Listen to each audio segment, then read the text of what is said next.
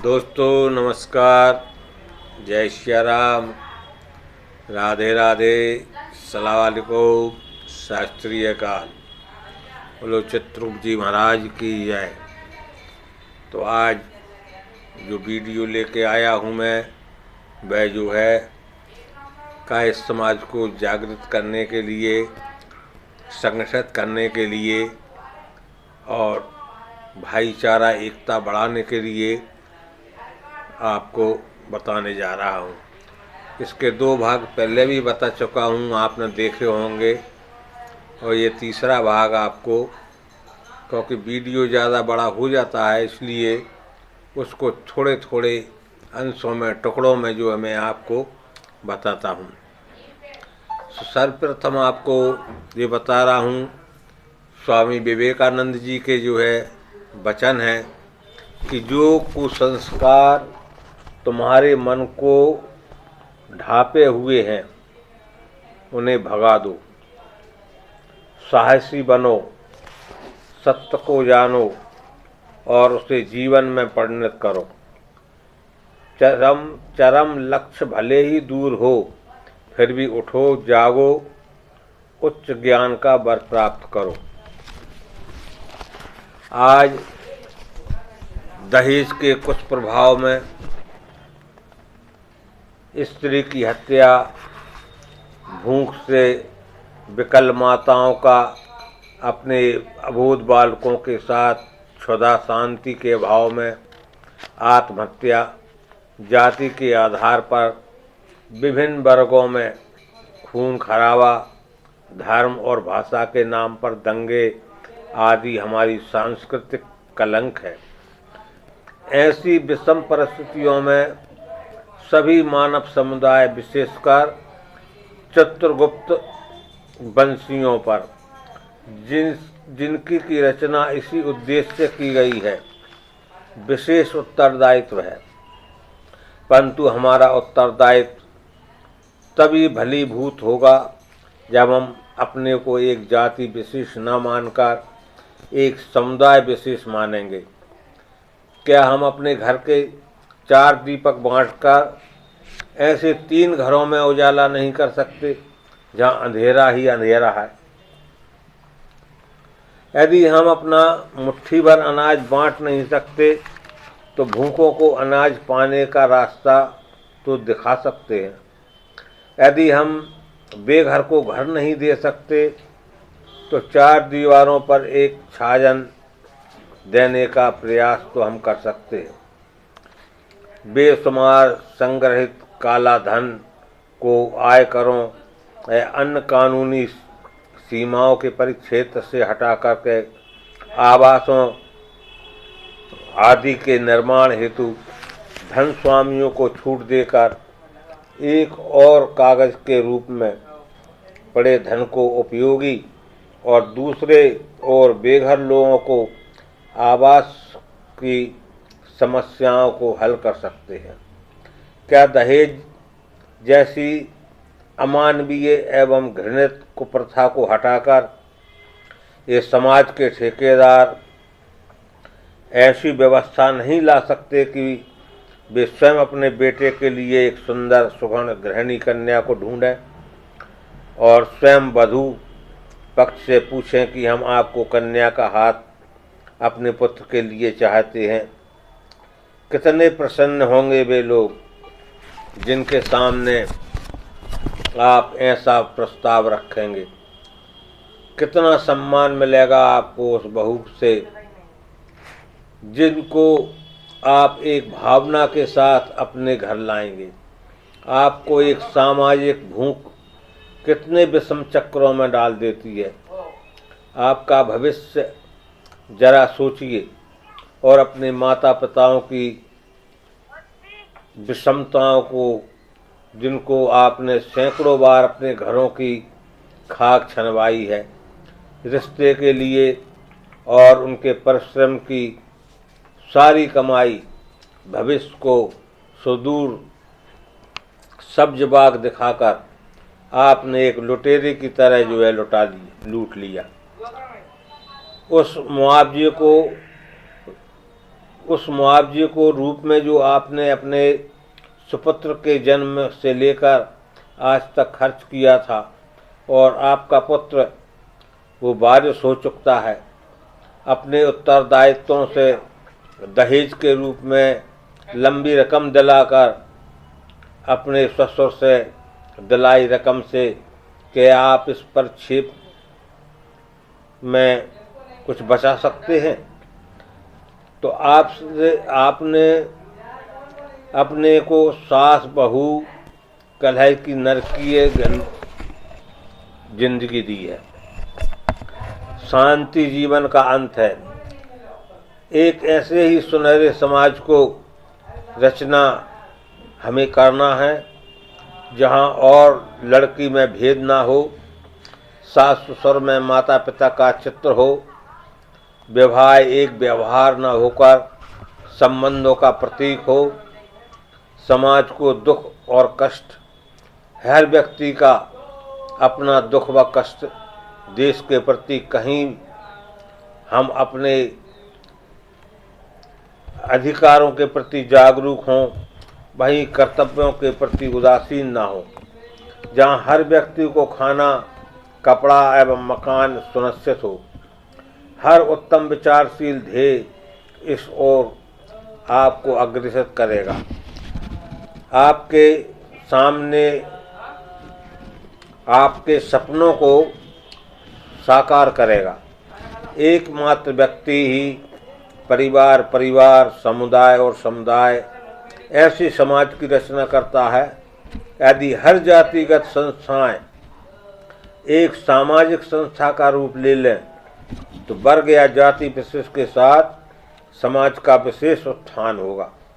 एक ऐसे देश की रचना होगी जो आदर्श होगा, जहां दुख और अशांति का नाम नहीं रहेगा, जहां देखो सुख और शांति होगी। हर व्यक्ति स्वावलंबी होगा। यही परम लक्ष्य मानव का है।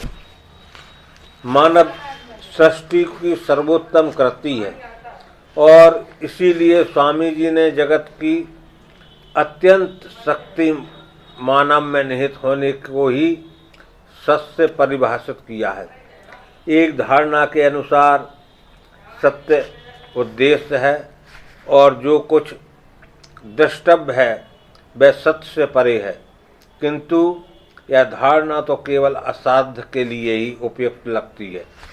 आज के कृत्रिम परिवेश में कुछ संस्कारों को से अनुप्रमाणित प्रबोधनों की बाढ़ में हम अपनी अनंत शक्ति को भले ही न पहचान सकें, किंतु मानवीय गुणों की स्वार्थ, संतुलन, उदारता और सहनशीलता की महत्ता को कम नहीं किया जा सकता। कोई व्यक्तित्व केवल वंशानुक्रम का हो के ऊपर ही निर्भर नहीं करता है।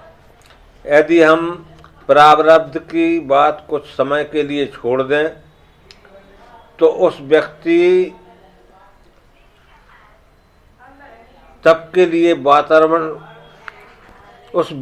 के लिए वातावरण की जो भी मर्यादा होती है, यदि वातावरण को सम्मति न होती तो विश्वनाथ दत्त के द्वारा प्रदत्त सुसंस्कृत वातावरण में मुक्ति और निर्माण का साधन नरेंद्रनाथ दत्त अपने ज्ञान और कर्म के संतुलन से पूर्व और पश्चिम को प्रकाशित हुए ना तो मानव कल्याण की बात सोच पाते और ना ही दूसरों के सुख दुख में अपने होने वाले विवेकानंद ही जो है पाते।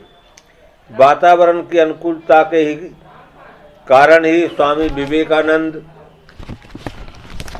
नर्तकी को लेकर समूची नारी जाति के विषय में चिंतन कर सके थे और पददलित नारी के प्रति उदार भाव प्राप्त कर सकते थे। उनका लोक सेवा का लक्ष्य नारी और राष्ट्र के प्रति भाव, सामाजिक कुरीतियों को दूर करने का संकल्प क्या वातावरण को देन है? नहीं है। हाँ, इतना अवश्य है कि उपयुक्त वातावरण में उन्होंने साधना का आश्रय लिया है। एक ऐसी साधना जिसमें अंग प्रत्यंगों के बीच अवस्थित मन मस्तिष्क की कुमांग से बचाने का प्रयास सफल रहा है। आज चमत्कार को नमस्कार ही आदर्श बनता जा रहा है।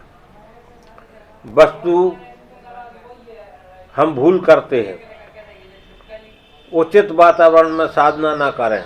हम दूरदृष्टा, अनुमानित और श्रमी बनना चाहते हैं, किंतु भावनाप्रद और संतुलित वातावरण के अभाव में भटक जाते हैं। हम महसूस करते हैं कि कुछ ऐसा अवश्य है जो अनवरत व्यक्ति, समाज या शासन के द्वारा थोपी जा रही है। हम अपने मनुष्यों की उपलब्धियों को ध्वनि तो उनकी सुनते हैं परंतु उनका उपयोग नहीं कर पाते। हम सजीव और निर्जीव सभी से प्रेम करते हैं, किंतु स्वयं से प्रेम करना भूल जाते हैं। प्रगति और विकास की बात करते हैं, किंतु भूल जाते हैं। अपनी काया को, अपनी मानसिकता को जो रोग सैया पर बिलख रही है, आज राजनीतिक और आध्यात्मिकता परिवेश में आत्मवादी होने का ढोंग पीटा जाता है। आत्मा, परमात्मा, विश्वात्मा का सब जवाब दिखाया जाता है, किंतु मूल प्रारंभिक पाठशाला का कायावाद से दूर रखने का षड्यंत्र जो है वो रचा जाता है। बात मन, बुद्धि, आत्मा को या प्रेम, अहिंसा, दया, तप और त्याग की हो, काया से परे क्या इनको कोई अस्तित्व संभव है? तो प्रारंभिक पाठशाला में काया का महत्व प्राचीन ब्रह्मचर्य आश्रम में स्पष्ट रूप से मिलता है। शैशव उपरांत बालकाल में ऐसा वातावरण दिया जाता था जिसमें हम ब्रह्म, आत्मा, परमात्मा, विश्वात्मा को जानने के लिए चल सकने में गुरु कृपा से समर्थ बनते थे। विडंबना है कि हम अपने मन को कुसंगति से, बुद्धि को कुचेष्टाओं से दूर रखने वाली काया का विकास करने वाले वातावरण से बहुत दूर जा रहे हैं। भौतिकवाद प्रत्येक सामान्य और उत्कृष्ट की एक ही मापदंड से परीक्षा लेने के लिए मानो कह रहा है। यदि चकाचौंध से बचना है, उससे बच सको तो आप जानें, कहा जाता है कि स्वस्थ शरीर में स्वस्थ मन मस्तिष्क विकसित होता है। स्थूल काया में सूक्ष्म काय और करण निहित होना कहा जाता है। यदि कहा जाए कि बीमार मन, मस्तिष्क युक्त शरीर अस्तित्वहीन है, तो क्या यह गलत है? मन की चंचलता की लगाम को जब मस्तिष्क थामता है, तभी काया संतुष्ट रहती है, और यह बिना वातावरण असंभव है। प्राचीन गुरु शिष्य परंपरा में गुरु की गुरुता बिना राज्याश्रय के उसी वातावरण को उपलब्ध कराने में परिलक्षित है। संप्रति शिक्षा क्षेत्र में हमें काया, उसके अवयव और उसके नियंताओं के प्रति श्रद्धा और विश्वास पैदा करने वाले प्राकृतिक परिवेश की आवश्यकता है, जो धोखाधड़ी, स्वार्थ, भय, प्रलोभनों से व्रत हो। जिसमें यदि स्वार्थ हो तो जिज्ञासा का प्रबोधन हो, तब उत्तम मानसिकता का, और भय हो तो धोखाधड़ी का। तभी हम अपना मनोयोग अपनी मातृभूमि को समर्पित कर सकते हैं तो दोस्तों, आज का वीडियो आपने देखा। जिसने आज के वीडियो के पहले नहीं देखा है तो पिछले 1 और 2 भाग और देखिए और अपने कायस्थ समाज को संगठित बनाने में सहयोग प्रदान कीजिए। संगठन ही बंदी मुट्ठी लाख की, खुल जाए तो खाक की। तो दोस्तों, अभी हमारी कायस्थ समाज खाक की हो रही है, क्यों कि एकता और संगठन का अभाव है।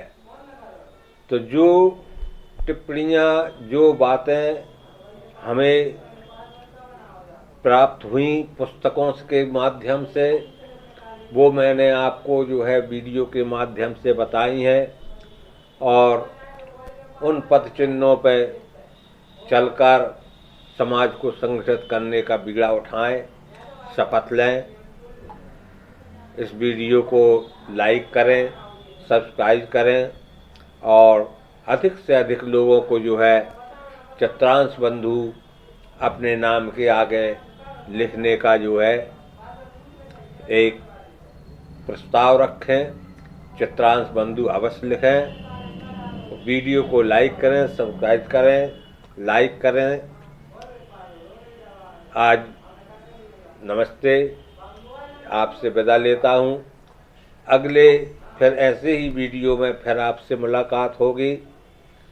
नमस्कार। बंद करो।